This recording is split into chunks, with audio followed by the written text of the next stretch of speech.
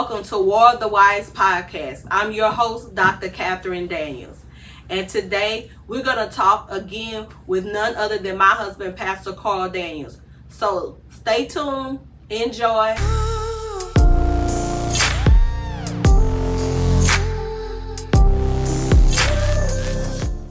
Hi, Pastor Carl.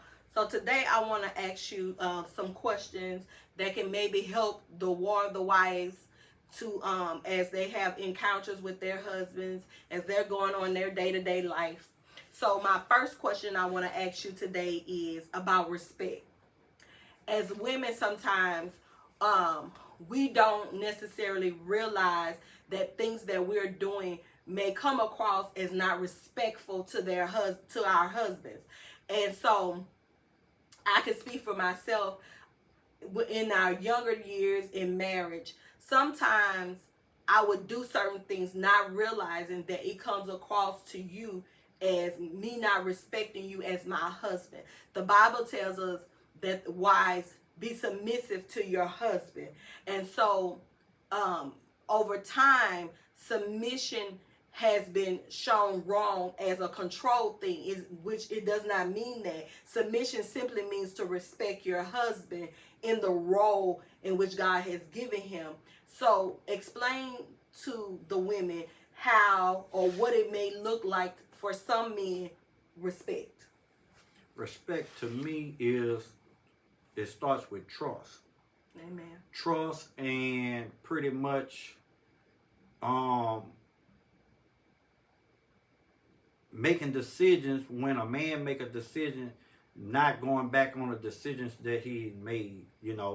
Sometimes dealing with a relationship, respect comes from certain things that a man don't feel that trust when you go speaking it to another person. What we speak on certain topics or certain things should stay in the home. And once it get out, regardless of what it is, that's just kind of like a disrespect to the husband. So being mindful of our conversations that we may be having to our mothers or our sisters or even our best friends, right? Yeah. Okay. And even you talked about how even in respect, trusting. True. So I want to talk a little bit more about that. Well, trusting when they make decisions. Sometimes when a husband make a decision, he making it based on what he feels is best for the family. The decision may be based on, he working more. He making some changes in how he do things that he's doing outside of the home to provide for the family, but he making the decision that is best for the family. Okay. Now I know for myself sometimes a problem can come in with that is because some of us women, we are a little bit more strong-willed in nature. So it may sometimes come off as we're not trusting, but it could be that we feel like we want to voice our opinion. How best do you think it is that a wife could express her opinion but still give you the feeling of feeling respected at the same time? Well, that comes back to agree to disagree. Everything don't have to be who's right or who's wrong, but what's the best decision in what's being spoken on.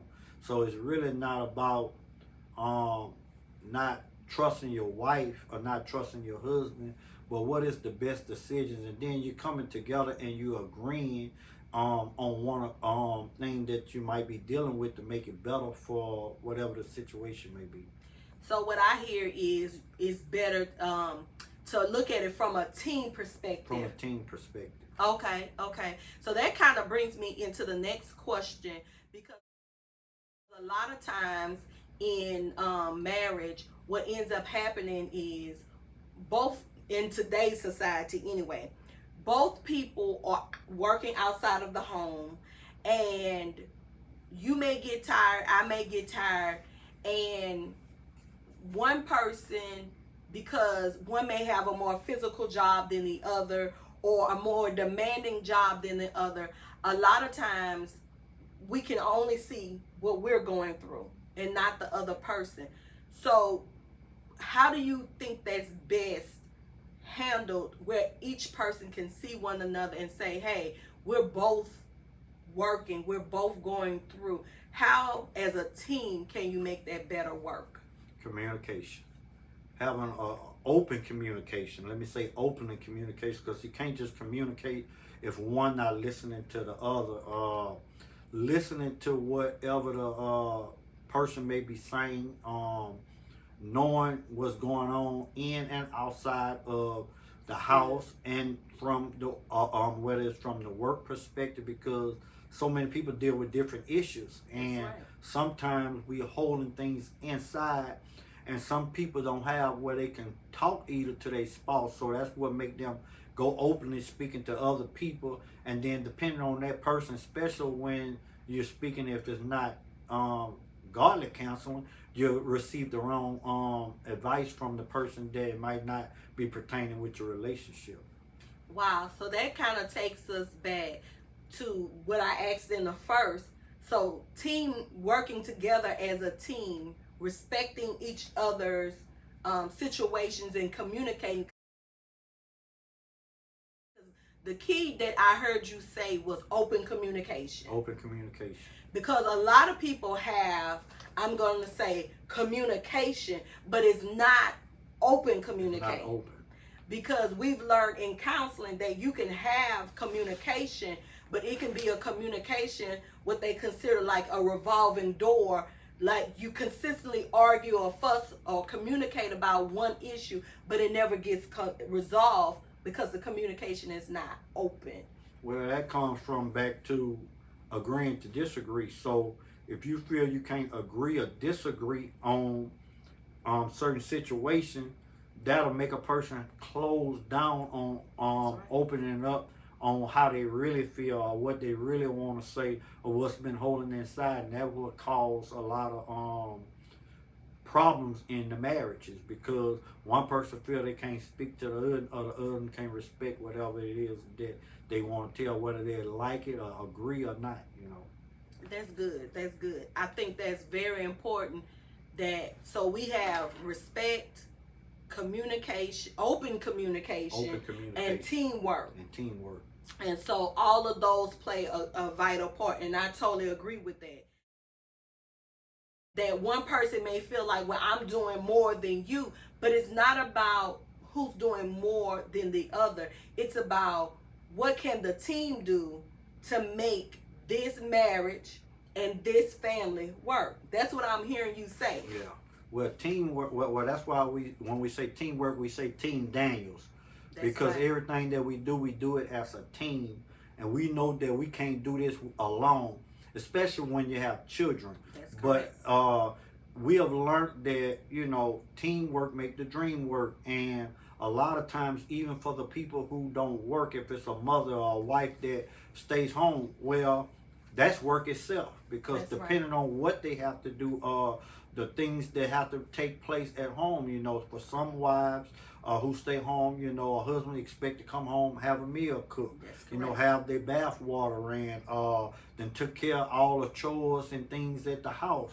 Whereas nowadays you have the wife and the husband working, so now you gotta come, and bridge a gap. Whereas like for us, I might wash the dishes, I might wash the clothes, right. I might, I gotta help the kids with the homework, I might have to cook. So it's just coming together and working together so that we can, have balance. I'll say balance. You need balance. That's right. And I think we learned that kind of early on. I can remember me going to school, working full time, going to school, and it kind of left those things that I couldn't do because I was working full time, going to school, and you supported me in that. I want to say that having a husband that is supportive is very important. Amen. Whenever you're doing things outside of the home. Yeah. I think that's very, very important. So you supported me, and one of the ways you supported me was that you picked up the slack and you began to start cooking more. Yeah. husbands being supportive to the things also the wives would like to do in their life? How important is that in a marriage? Well, once again, it's very important. I think that when a husband come to work together with his wife pertaining with certain things, like you say, on some of the things I spoke on already, helping around the house, doing certain things. Because for most men, we think of outside, we think about work, we think about the manly things, but we don't look Right. at it sometimes the little things, such as, like I say, cooking or washing clothes or washing the dishes, or even just being there to be able to take care of things that the house need outside of being um, taken care of. Because what happens is, if you have a wife that like for you, of course, you know, you need your time to study. You know, you have a time to where you want to spend in your word. Amen. So I help you in areas to where I know that's something I already know. That's why you should have a connection. You should That's know your right. partner, because it open you to be able to say, well, now I can let you be freely to do what you need to do. So now I'm stepping in doing things to take that weight off you. Whereas, you know, if you still, whether it's you have to work, you have to cook, you got to do this, and then now you can't do the things that you want to do spiritually, you know, it takes away, then it's affecting the relationship, That's because right. then we holding things that we want to do that we can't do inside, and that's what caused the whether it's conflicts, or it affects the respect, it affects the trust, it affects even decision making that we make in a marriage. Yeah, it does.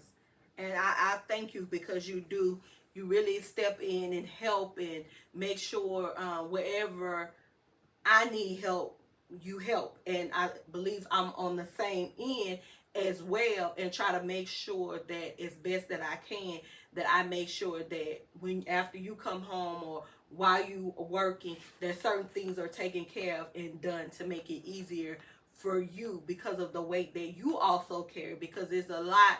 You have to have time to study, you have business, you have a ministry, you are head of a house. It is a lot of things, and the weight is heavy.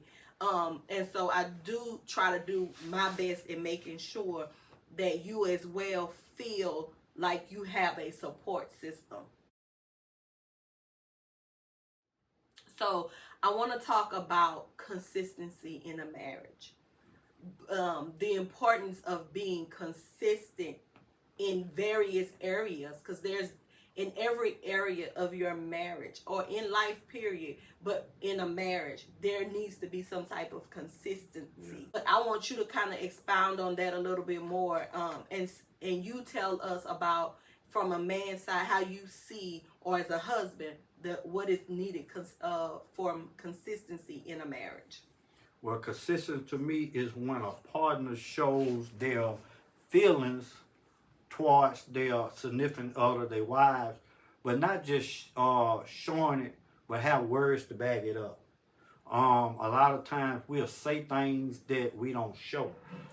And consistency is you continue showing it. That's why we always share with people about keeping the bread fresh, because you can start something and then don't stay consistent in doing it. And at the beginning, you start something and everything going good, and then you get kind of relaxed on doing what's consistent. For some people, consistent may be you just writing a little sticky note, putting it on their car, or you know, you're popping up on their job, you know, for lunch. You know, for us, you know, I have my times where I might just do something because I know it's gonna put a smile on your face. You know, we're married. Like the time when you was at your job, and I got down on my knees and I propose. Well, that's a part of my consistency, because I know for you, you like, you're an action person. You want to see it. You want to be able to feel it. It's all right that you're telling me, but you want it to be shown. Right, right. So you're saying being consistency in your love language Your communication, love language communication. being consistent, knowing that um your words are always speaking, and actions also speak. Yeah, action. So Action is louder than words. That's correct. So being consistency and showing your wife that you love them, or and from for us women, we need to be consistent in letting our husbands know we respect them, we support them, we trust them, we believe in you, that you're able to lead the family, that you're able to make sure things are done in the house. So in talking about consistency, I want to kind of go back just a little bit, because in that I hear something that I can think back for us, that we a situation that we walked through, and it reminded me of the place when we were reconciling, and I had not learned to fully trust you in that area. So for the wives that may be watching and saying, well, I don't yet trust my husband yet because of his past decisions. And I can remember a situation in particular, when we were reconciling, and I had to entrust you to make the decision. This is when, you remember, our house had caught a fire. Okay. And you had found a home that we could move to. It was outside of our budget, and you felt as though we could handle it. It was an area in our lives, in my life, in our marriage, that I had to learn to trust you again. So I don't know if you can remember that moment, but in that moment, it was a big thing, because I really didn't feel like we could handle the weight of that note every month. But you were adamant about that we could. If you can remember back then, I know this is a kind of on the spot question, but in our conversation, it came back to me. If you can remember how I was so untrusting of it, how did that make you feel when we finally made that decision to move from where we were to where we were going, and me really trusting you, because we were in a place where you were teaching me to trust you again. So I was gaining trust back. So how did that make you feel to say that we were in such a sticky place? I'm gonna use that word. And me really trusting you as the head and saying, hey, I'm gonna follow you. I had to make some changes in my life. I believe some of the stuff was, I knew that the decisions that I was ready to make was some of the decisions that I had to make pertaining with what led up to what we was dealing with. I don't want to say I make an excuse, because a lot of times we don't like to use excuses, but excuses is what allow us to stay in the same mindset of where we at. If you could recall, when a lot of things took place in what occurred in our marriage was because of our condition. Yeah. So I had to change our condition. So I knew that if I stayed where we was, the condition was gonna still be the same. But if I changed that condition, it'll change the way that my mind think. It'll change the way that my posture is. And I knew that it was gonna take time, but it started with the trust part. But the trust had to be the respect part. You had to respect me, to trust me enough to say, I heard from God. I'm gonna give you a chance. I'm gonna allow this marriage to work, but I gotta gain that trust and respect from you again. So me going to God, because everything I did, I went to God first. And once I heard from God saying that it's time that you change, it's time that you renew, it's time for you to do something different. So I had to change our condition. That condition change was, I didn't want to stay stuck where we was, not at the house we was. Of course, I thank God for the house that we had, but to me, it was considered a hood house. Yeah. That hood house was the same mindset that I had, a hood mindset. So once I changed to where, if you look at the house we went from to where God brought us, it changed my condition to where now I can change the way that I was thinking, and then the way that I know that God had for me to lead my family. It made me to be able to say, well, if she trusts me enough after all that what I did to be able to make this decision, because that was a big decision, but you trusted me, and that's the part that we have to, as husband and wives, be able to trust one another no matter what we've been through. If we say that we're going to allow God to fix the situation. So once we was able to move, God started providing. Yes, he did. And we look where we was to where we at now. So do you believe part of why it worked so well was because we came on one accord, into one agreement about what we were going to do? In other words, in that situation, we became team. In that situation, I think that's when we became Team Daniels. I don't think we was a team at first. We was together, but it was you doing it your way, I'm doing it my way. That's what caused a lot of things in a lot of marriages. I hear many people, for different people, different situations, but it shouldn't be. You have a bank account, I have a bank account. I go to this church, you go to that church. For us, it was everything coming together as one, being on one accord, so then we can make decisions and agree, like I say, agree to disagree, because everything right that you say wasn't always right, or what I say was right, decisions that you made, but we always trusted God to come in to be able to say, well, now we're going to make that final decision. And that final decision might be what I say or what you say, but we're not going to throw it at one another to cause that effect to where now God can't come in the midst of trying to fix the situation.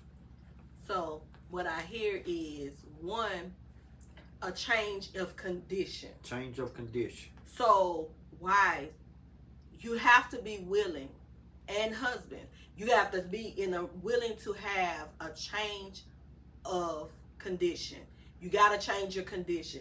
That was good, Pastor. I have to say, a change of condition. Yeah. Because meaning whatever you're into, whatever is your surroundings, you need to change those things so that your condition can change. And I think that was really, really good, a change in condition. And the other thing that I heard you say was, God is the balancing act. God is the balancing act. Yeah. So you have your opinion on how things should be, and I have my opinion on things, on how they should be. Yeah. And ultimately, God is the balancing act. Out of what you said and what I say, what is God saying? And that's what we walk and move forth on, is what God says. So you're saying that God needs to be in the midst. In the midst. God should be in the midst of every decision that we're making. Even God should be when we are not in agreement. Anything we do, it should be God, because at the end of the day, God is going to lead you into making the right decision. And a lot of times, sometimes when we make the decision, it's not that it ain't the best, it's just not might be the best at the moment. Right. Timing. The timing may be off. Timing. Okay. So I like that, because the thing was for me is that in that situation, I realized that we could not move forth if I didn't learn to respect you as head and trust you, because there were times prior to that that you may have made given your opinion and said, hey, I feel like we as the family should move this way. Yeah. And I resisted. I felt like I had the better answer. Yeah. And one of the things God told me and showed me was that I needed to learn to trust you as being the head. Yeah. And now I'm gonna say this. I some of my reasons for me not trusting was because of some of the bad decisions I felt like you had made. But what God showed me was you're still the head, and I should still respect the headship that He's placed you in the home. Some of when we were going through the reconciliation, and I talked about this particular topic of me having to trust you in that moment. And what I realized was that I needed to learn to trust you, not just because of being the head, but I needed to get back to the place where I could trust you in all aspects, but mostly as the head. But what I realized was some of my issues in being able to trust and respect you as the head was not, I'm not just speaking of the infidelity, but I'm talking about some other decisions that maybe I felt like you had prior made that I didn't trust you in. And so now it's like I have to learn to trust you in order to do it the way that God speaks of in being submissive to my husband, which is respecting the headship over me, respecting you as the head of the house, respecting you to lead the family, to be the priest of the home. I could no longer look at the past, because now I'm trusting God to be in the midst of this, and truly trusting God to position you as the head that you need to be in the home. What was it that you needed to do, or how did you get to the place of self-examination and realizing that there had to be some change in you in order to assist me in trusting you? You examined yourself and respecting you as head. I pretty much had to let go things I was doing, a lot of things that I did, people that I hung around, places I used to go. I had to separate. I had to let go because I know if I didn't do those things, I would still have attached on some of the things that made me do some of the things that I was doing to make you lose that trust. And I realized that change is for better. So it made me not just be a better person, but it made our relationship even better. And it also helped me in areas that I wouldn't have never knew about myself. I had to find myself. So me doing things different is what made me be stronger in God. Because if I can relate, a lot of people even then, when I was doing certain things that led up to a lot of the things that caused effect in our marriage, it was the people that I was hanging around. The influence, if that's the word I want to use. It was bad influence. And once I realized I was able to let go of those things, I began to see the change. And then you trusting me at more than me saying what I'm gonna do. If I leave, you trust me. You didn't have to be, I'm gonna have to pick up your phone, or I have to wonder what Carl doing, because you saw the change in Carl, you know. Right. But once I let go some things that I had to let go, it also helped me in my spiritual journey, because my growth has grown to where God had a call on my life already, but I didn't see the calling. So for most people don't understand that if I didn't go through what I went through, I don't think I'd be where I'm at today. So I thank God for that, even in the midst of my mistakes. I thank God that He did turn my mistakes into miracles. Amen. Amen. And even for myself, I don't believe that if we wouldn't have went through what we've went through, and the things that I've been through, and the ways that I used to be, if I would not have went through those things, then I don't think that I could be where I am. It made me a better person, going through some things that I've been through in my life. And it just empowered me. It taught me to pray. It taught me to persevere and to keep going. It taught me to humble myself, because I know I can be a very strong-willed person. I am a strong-willed woman. I know that about myself. Yeah. However, it taught me. Well, we're two dominant people, and We two are. dominant people crashes, Yeah. So of course you have to have that balance. And you are correct. But what I believe it has taught me, and I pray that other women learn this, because it is a beauty. It's an art. Mm-hmm. For a woman to be humble and submissive. Yeah. And when I say submissive, for all those who may be watching and saying that, oh, you're saying a man should control you and da da da. Mm-hmm. That is not what I'm saying. We're not talking about control. We're talking about submission. It's a respect of someone's authority that God has given. And when I say someone, let me clear that up. It is a respect of the authority that Christ or God has given the husband. Amen. Over his family, over his wife, and God holds him accountable for his family, yeah, for his wife. And so it's taught me to be humble and be a woman of power, right? But yet be submissive and humble. Somebody once asked me, how could you be a woman that preach if you and still respect your husband? I think out of all of this, what God has given me is this.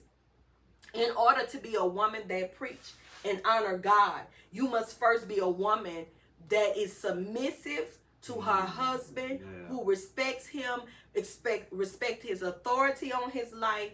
And then once you learn that, then God can position you to be a woman of power and still be humble enough to submit to her husband. Because what people see is my power, but I don't think sometimes they realize or see that I honor you and I respect you as you being the head of the house, being the head of this ministry, and the priest of our home, because I do. Yeah. And I think sometimes they don't see that. Submission, a lot of people get that. Submission ain't control. That's correct. And a lot of times you'll find a man think submission, when you hear submission, that they have control over their wife. No one should have control over nobody. God is the ultimate control over everything. But it's honor. That's right. A different. So when we say things, we honor one another. That's right.